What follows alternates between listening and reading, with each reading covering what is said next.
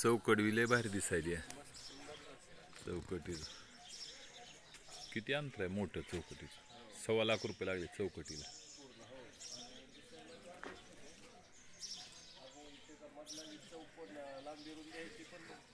हा शिखरच लय आकर्षक बनवलं होते ना.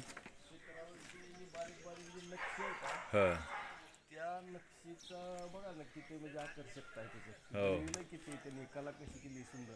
तिरुपती बालाजी मंदिराचा असा आहे बघा ही. हो आणि आता ह्याच्यावर काय आहे, आणखीन ह्याला ते सिमेंटानं घोटणार आहे, त्याच्यातला आकर्षकपणा वाढविणार आहे.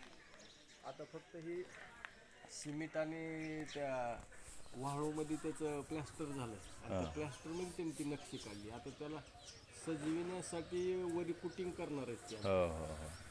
वरचं फुल तर किती आकर्षक झालं.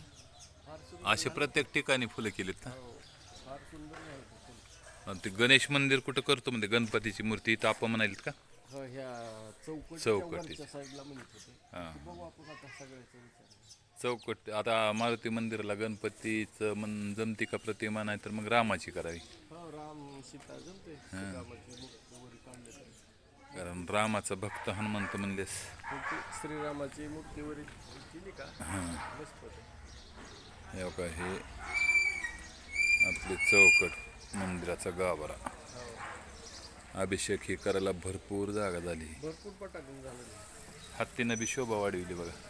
ते एकदम म्हणजे आकर्षक वाटायला.